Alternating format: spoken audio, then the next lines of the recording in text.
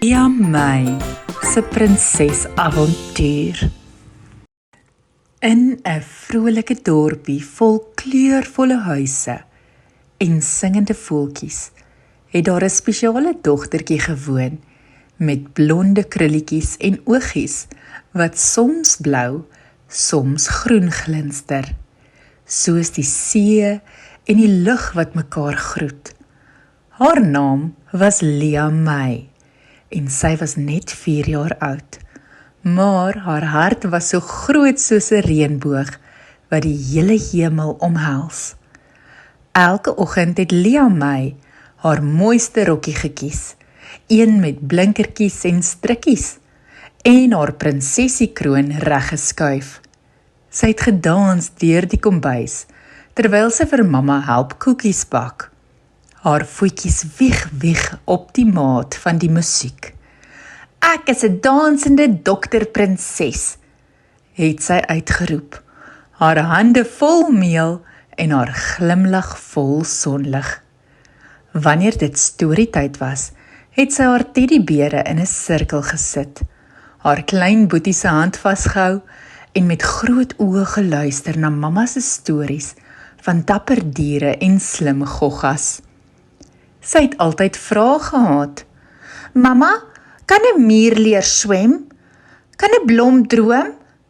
En mamma het altyd geantwoord met 'n glimlag.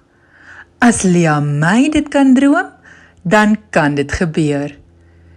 Eendag terwyl sy op die swaai gesit het en so hoog geswaai het dat haar voete die wolke wou raak, het sy 'n plan gemaak.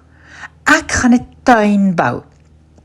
'n blommetuin vir al my maats, diere en goggas, en ek gaan hulle leer hoe om gesond te wees, want ek wil eendag 'n dokter word." So het Lia May haar rooi emmer gevat, haar roomys geëet met 'n lepel vol laggies en begin plant. Elke blom het 'n naam gekry. "Hier is dokter Rosie en hier is verpleegster Sonneblom." Haar maats het kom kuier en sy het vir elkeen gesê hoe om die blomme te versorg. "Water met liefde en praat met hulle elke dag," het sy gesê. Mamma het foto's geneem van Lia May wat tussen die blomme dans, haar kroon skeef en haar hart vol vreugde. En toe die son sak, het Lia May haar teddybeer vasgehou en gefluister. "Eendag gaan ek almal help, net soos ek my blommetjies help." En so het die dorpie geslaap, met Lia May se blommetuin, wat in die maanlig glinster. 'n tuin vol drome, liefde en 'n klein dogtertjie met 'n groot hart, wat alreeds die wêreld mooier maak.